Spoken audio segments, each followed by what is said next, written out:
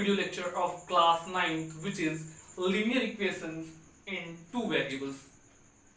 Here we will learn some different kind of new things. So without taking any moment, let's start.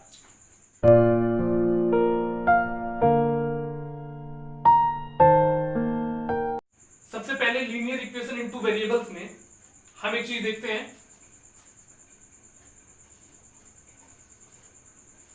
First we should know about linear equation, as we have already learned in class 8 and also in polynomials, but now I am going to recap once again.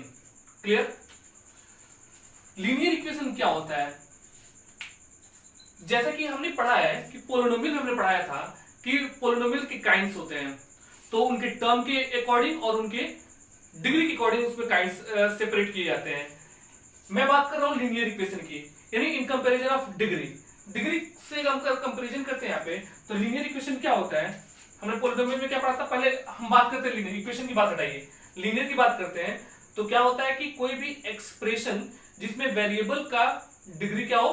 1 हो. तो variable का degree यानी किसी expression में variable का degree 1 मिल जाए तो वह लीनियर इक्वेशन बनाता है. Is it clear?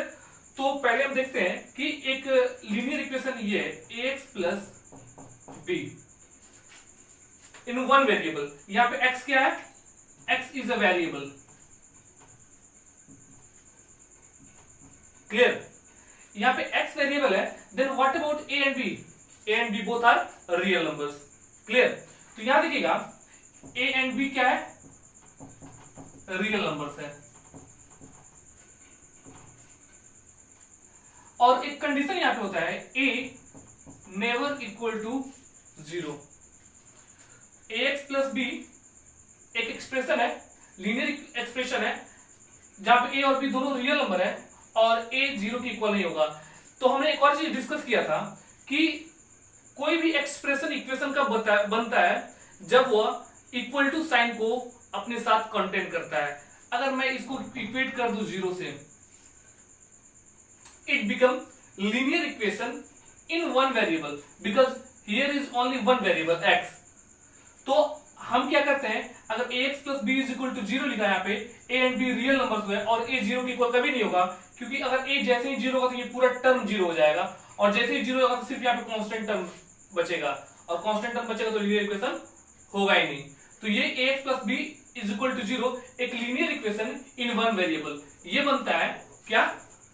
Linear equation in one variable. या फिर कर सकते हैं ऐसे लिख सकते हैं इसको, लीनियर इक्वेशन इन वन वेरिएबल. तो ये लीनियर इक्वेशन इन वन वेरिएबल हुआ.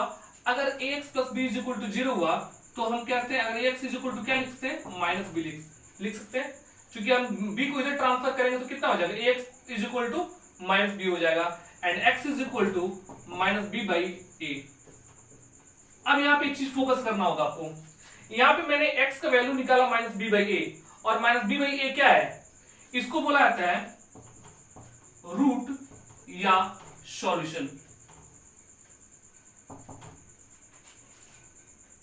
Are you getting my point? मैंने बोला कि अगर x के वैल्यू को मैंने जो निकाला, x का जो वैल्यू मिला उसको रूट या सॉल्यूशन के नाम से जाना जाता है. अब ये क्या करता है, x का वैल्यू जो होता है इस इक्वेशन को सेटिस्फाई करता है. कैसे सेटिस्फाई करता है कि हमारा दोनों से एक LHS का टर्म है, एक RHS का टर्म है, अगर दोनों हमारा इक्वेट हो जाए, दोनों बैलेंस हो जाए, तो हमारा जो x का वैल्यू आया वो सही है. तो अगर यहाँ पे पुट करें हम तो क्या होता है यहाँ पे? देखिए यहाँ पे a इंटू एक्स के प्लेस पे minus b by a plus b is equal to 0. अब यहाँ पे देखिएगा a कैंसिल हो जाएगा, minus b plus b is equal to 0, minus b plus b cancel, 0 is equal to 0. और यहाँ पर आपको मिला LHS जो है वह इक्वल है किसके? RHS के. इट मींस कि x का वैल्यू जो माइनस b बाई a जो है वह इस इक्वेशन को सेटिस्फाई कर रहा है. तो x का वैल्यू निकला, यानी LHS RHS आपस में इक्वल हो गए और x के वैल्यू को जो होता है उसे रूट या सॉल्यूशन बोलते हैं. तो x आपका क्या रहा? वेरिएबल रहा और यह लीनियर इक्वेशन इन वन वेरिएबल रहा. तो हमने x का जो वैल्यू निकाला उसको हम क्या करते हैं, वापस सब्स्टिट्यूट करते हैं इक्वेशन में, तो हमें क्या देता है? वैल्यू ऑलरेडी LHS और RHS दोनों आपस में इक्वल आते हैं. मैंने पोलिनोमियल में एक और चीज डिस्कस किया था कि zeros of the polynomial. Zeros क्या होते हैं कि कोई ऐसा वैल्यू जो पोलिनोमियल में वेरिएबल के प्लेस पे प्लेस्ड करते हैं, अगर पूरे पोलिनोमियल को जीरो कर देता है तो वो क्या होता है, जीरोस ऑफ द पोलिनोमियल है। आपको एक चीज यहाँ पे नजर आया होगा, माइनस बी बाई ए को जैसे इक्वेशन हमने पुट किया, ये पूरे वैल्यू को जीरो कर दिया, इसका मतलब माइनस बी बाई ए क्या है, जीरोस भी है। Is it clear? तो इसको रूट ऑफ सॉल्यूशन के नाम से जाना जाता है। अब हम आते हैं linear equation in two variable पे। लीनियर इक्वेशन हमने देखा, लीनियर इक्वेशन क्या होता है कि कोई भी इक्वेशन वो वन वेरिएबल का भी हो सकता है, टू वेरिएबल का भी हो सकता है। तभी मैंने वन वेरिएबल का आपको डिस्कस किया। अब मैं बात करता हूं टू वेरिएबल की। Is it clear?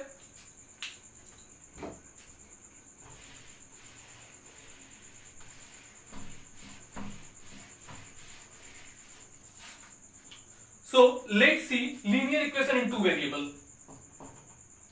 Linear equation in two variable क्या होता है? इसमें होता है इसका भी एक फॉर्म होता है, इसका स्टैंडर्ड फॉर्म जो होता है ax plus by plus c is equal to zero होता है। Is it clear? ax plus by plus c is equal to zero because linear equation in two variable, इक्वेशन की बात कर रहा है इक्वल टू की साइन इसमें आएगा। तो याद रखिएगा a b एंड c, ये क्या है, a b एंड c, ये क्या है, तीनों रियल नंबर है। क्लियर? अब यहाँ पे कौन कंडीशन लगता है, a जो होगा कभी भी जीरो नहीं होगा, b जो होगा वो भी कभी जीरो नहीं होगा, c जीरो हो भी सकता है और नहीं भी। क्लियर? तो a does not equal to zero, b does not equal to c may be zero. तो हमने ये देखा, ये आपके पास एक्सप्रेशन निकल गया। अब यहाँ पे हम x और y की वैल्यू को जो निकालेंगे वो भी हमारा क्या होगा, रूट या सॉल्यूशन कहलाएगा। क्लियर? तो रूट या सॉल्यूशन क्या होता है, किसी भी इक्वेशन में वेरिएबल की वैल्यू को फाइंड करते हैं, जो वैल्यू आता है वही उसका रूट या सॉल्यूशन कहा जाता है। Is it clear? तो आप यहां से कैसे निकालेंगे, चलिए इस पे एक क्वेश्चन देखते हैं हम। क्वेश्चन आपका है 2x minus 3y minus 6 is equal to 0। अगर आपके पास एक्सप्रेशन दिया गया है then find the value of x and y। Clear? तो आप यहां पे एक चीज समझने की कोशिश कीजिएगा। करना क्या होगा, आपको किसी एक वेरिएबल को दूसरे साइड शिफ्ट कर दीजिए। उसके बाद वैल्यू, अगर एक वेरिएबल का प्लेस पे कोई भी वैल्यू आप रखेंगे, दूसरे वेरिएबल का वैल्यू ऑटोमेटिकली निकलने लगेगा। क्लियर? यहां ध्यान दीजिएगा, मैंने लिखा 2x, अब इसको मैंने ट्रांसफर कर दिया इधर, तो ये हो जाएगा -3y, इधर आएगा तो +3y, और ये -6 आएगा तो +6 हो जाएगा। अब क्या करना है, वैल्यू कैसे फाइंड करेंगे यहाँ पे, एक चीज देखिएगा यहाँ पे, अगर मैं इसको इधर ट्रांसफर करूं तो अभी ट्रांसफर करने की कोई नहीं, अगर इसको यहां लिखे तो 3y + 6 करूंगा तो 2 मल्टीप्लाई नीचे क्या करेगा, डिवाइड करेगा, सॉरी 2 हो जाएगा यहाँ पे। अब क्या कीजिए, y के प्लेस पे वैल्यू रखिएगा तो x वैल्यू निकलेगा। चेक करते हैं। तो सबसे इजी फंडा क्या है, आप एक बार x की जगह पे 0 रखिए, आप चाहे तो डायरेक्ट यहां से वैल्यू निकाल सकते हैं, या आप थोड़ा सा और इजी फॉर्म लाकर इसको यहां पे वैल्यू निकाल सकते हैं। तो आप क्या कीजिए, एक बार यहां पे 0 रखिए, y के प्लेस पे अगर हमने 0 रखा, y = 0 हमने रखा, तो क्या वैल्यू मिला। पहले क्या करते हैं, सबसे छोटे से छोटे वैल्यू से स्टार्ट करते हैं, जिससे कैलकुलेशन हमारा थोड़ा सा शॉर्ट होता है और इजी होता है। याद रखिएगा, हमने क्या किया, x = 3 इंटू y के प्लेस पे हमने रखा 0 + 6/2, यहां क्या मिला, 3 × 0 0 + 6/2, इट गिव्स 6/2, इट मींस 3। यानी हमने क्या रखा, x और y, यहां चीज देखिएगा, हमने y के प्लेस पे 0 रखा तो x का वैल्यू क्या मिला, 3 मिला। अगर इसकी जगह पे 2 रखता, सपोज अगर मैंने y की जगह पे क्या रखा, y की जगह पे 2 रखा, तो क्या मिलेगा वैल्यू, x = हो जाएगा आपका 3 × 2 + 6/2, 6 + 6/2, इट मींस 12/2 गिव्स 6। यानी हमने y की जगह पे 2 रखा तो वैल्यू क्या मिला, x का 6। तो आप एक चीज लिखिएगा, अगर y की जगह पे 0 रखिएगा तो x का वैल्यू 3 मिलेगा, अगर x की जगह पे 3 रखिएगा तो y का वैल्यू 0 मिलेगा। ये दोनों एक दूसरे को सेटिस्फाई करेगा। अगर चेक करना तो देख सकते हैं, यहाँ पे हमने y की जगह पे 0 रखा तो x का वैल्यू 3 निकला था यहाँ पे। अब हम क्या करते हैं, x की जगह पे 3 रखते हैं तो y का वैल्यू 0 आएगा, श्योर। देखिए यहाँ पे कैसे आएगा, हमने क्या किया, x की जगह पे रखा 3, तो इसको ऐसे लिख सकते हैं 3 is equal to 3y plus 6/2। अब इसको कैसे लिख सकते हैं, ये इधर आएगा तो 3 to 6 हो जाएगा, 6 is equal to 3y plus 6। Is it clear? अब इसको फिर ऐसे ये प्लस 6 इधर आएगा तो क्या आ जाएगा, 6 minus 6 is equal to 3y, 6 minus 6 is equal to 0, 3y। अब 3 आके डिवाइड करेगा यानी y इज इक्वल टू हो जाएगा 0/3, मतलब 0। y का वैल्यू क्या मिला, 0। यानी अगर x का वैल्यू 3 है तो y का वैल्यू 0 आएगा, अगर y का वैल्यू हमने 0 रखा तो x का वैल्यू 3 आएगा। अब आपको कोई यहाँ पे पैरामीटर नहीं है कि बस यही वैल्यू को हम यहाँ पे पुट करेंगे। अब यहाँ पे कोई भी वैल्यू कोई भी पुट कर सकता है।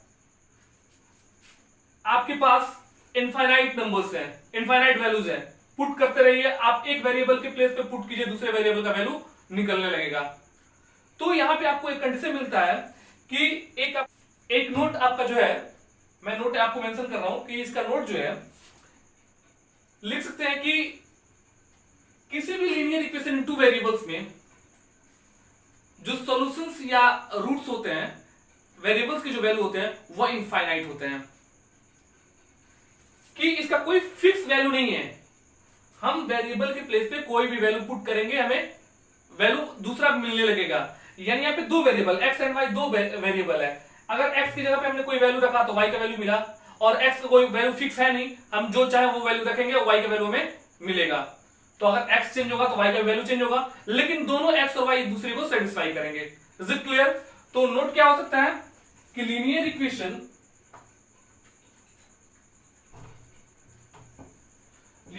in two variable has infinite number of solutions।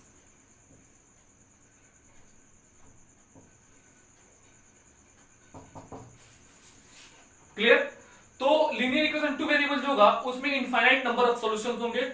आप एक जगह एक वेरिएबल का वैल्यू रखिएगा, दूसरे वेरिएबल का वैल्यू मिलने लगेगा। क्लियर? चलिए आगे देखते हैं।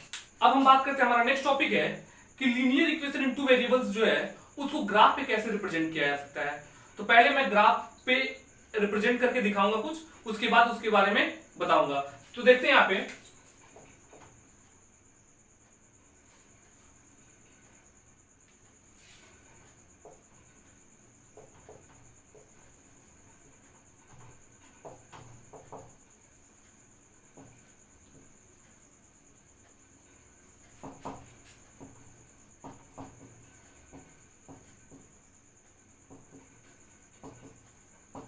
हम यहां देखते हैं, हमने लिखा है यहां पे graph of linear equation in two variable. Linear equation in two variable जो है उसको ग्राफ पे कैसे हम रिप्रेजेंट करेंगे। तो देखेंगे यहां पे एक एग्जांपल लेता हूं मैं।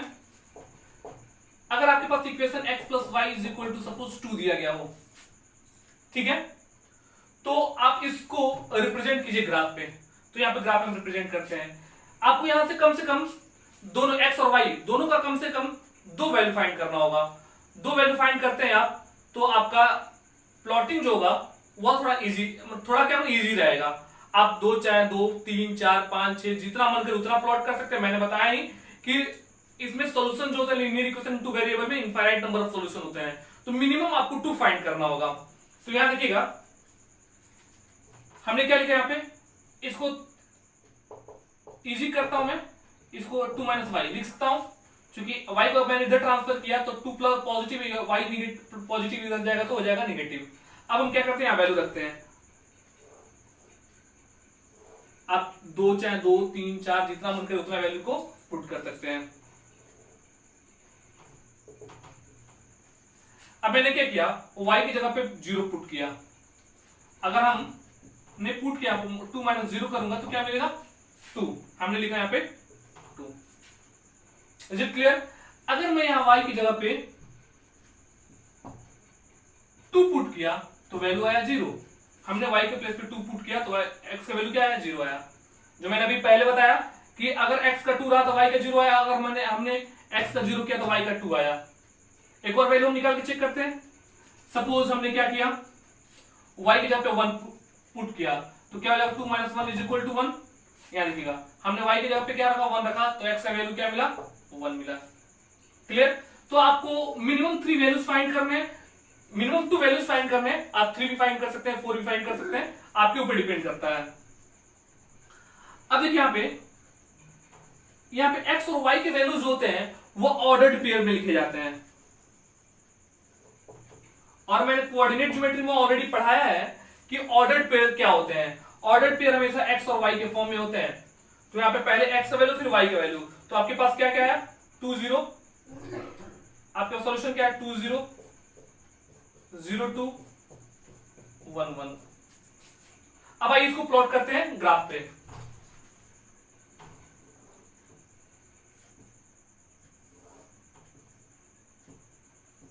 y dash x dash x।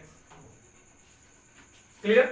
अब यार देखिए हम देख रहे हैं यहाँ पे कोई निगेटिव वैल्यू नहीं है, तो हमें इधर लेफ्ट और डाउनवर्ड्स में जाने की कोई नीड नहीं है। हम क्या करते हैं अपवर्ड और राइट साइड में जाते हैं। तो यहाँ वैल्यू मैंने लिखा पहले 1 2 3 4 5, आप कितना भी लिख सकते हैं, इनफाइनाइट जाएगा वैल्यू 1 2 3 4 5। ठीक है? अब याद रखिएगा मैं प्लॉटिंग करना शुरू करता हूं। पहले बात क्या होगी x की फिर y की। तो x का वैल्यू क्या है 2, x का 2 और y का क्या है 0, तो 0 यहीं पर आ जाएगा, तो वैल्यू क्या देगा इसी प्लेस पे आपको मिलेगा 2 और 0। Is it clear? Second one 0 2, x का 0 y का 2। ठीक है? देखिए यहाँ पे x का 0 y का 2, x का 0 तो यहाँ पे है, y का 2 यहाँ पे है, और ये वैल्यू क्या देगा 0 and 2। And the third one 1 1, x का भी 1 है और y का भी 1 है, x का 1 और y का 1। यहाँ देखिएगा अब हमने क्या किया यहाँ और ऐसे इसको मिलाया, और ये पॉइंट आपका जो देगा वह क्या देगा 1 1। अब आप एक चीज देखिएगा, अगर मैं सारे डॉट्स को मिला दूं जो हमारे पास लोकेशन मिला है पॉइंट्स का, अगर मैं इसको ड्रॉ करूं तो आपको एक चीज नजर आएगा,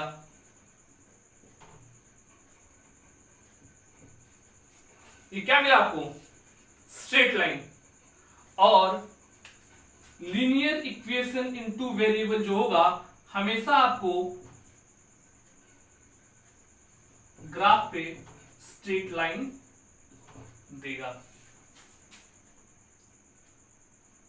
तो आपको कंफ्यूज नहीं होना है, आपके पास इंडिपेंडेंट वैल्यूज पुट करने के रास्ते हैं। आप कोई भी वैल्यू किसी भी वेरिएबल के प्लेस पे आप चाहे तो x या फिर y किसी के वैल्यू जगह पे आप कोई भी वैल्यू इंडिपेंडेंट वैल्यू कोई भी वैल्यू पुट कीजिए, आप दूसरे वेरिएबल का वैल्यू निकालेंगे। और इनफाइनाइट सॉल्यूशंस होते हैं उसके, क्यों? चूंकि x और y जो होते हैं सॉल्यूशन होते हैं, और आप उसको ग्राफ पे प्लॉट कीजिएगा, कितना भी नंबर प्लॉट कीजिएगा आपको स्ट्रेट लाइन ही मिलेगा। तो ये रहा आपका पूरा diagram linear equation in two variable का। हमने क्या क्या देखा इसमें, एक बार मैं रिकैप करता हूं। मैंने बताया कि लीनियर इक्वेशन जो होता है वो क्या होता है, उसमें जो वेरिएबल्स के वैल्यू होते हैं उनको क्या बोलते हैं। लीनियर इक्वेशन इन वन वेरिएबल को का फॉर्म क्या होता है, linear equation in two variables का फॉर्म क्या होता है, उसमें linear equation in two variable में एक्स और वाई के वैल्यू को कैसे फाइंड करते हैं, और ग्राफ पे linear equation in two variable को कैसे प्लॉट करते हैं, वो हमें ग्राफ का जो प्लॉटिंग होता है पॉइंट्स वो हमें क्या देता है, और linear equation in two variable के कितने वैल्यूज हो सकते हैं ये हमने निकाला। तो ये पूरे वीडियोस में हमने यही देखा। नेक्स्ट वीडियो में मैं बहुत सारे क्वेश्चन के साथ आऊंगा जो आपके लिए बहुत हेल्पफुल होगा, जो आपके क्वेश्चन को डील करने में बहुत ही मदद करेगा। तो उन सारे वीडियोस को आप देखेंगे और इस वीडियो के सारे कॉन्सेप्ट को आप प्रॉपर्ली देखेंगे। जहां पे आपको कंफ्यूजन हो वहां पे आप पॉज कीजिए, दोबारा तिबारा जितने मन करे, जब तक समझ में ना आए तब तक देखें। अगर फिर उसके बावजूद भी समझ में ना आए तो आप कमेंट बॉक्स में कमेंट कीजिए और पूछिए। Is it clear? सो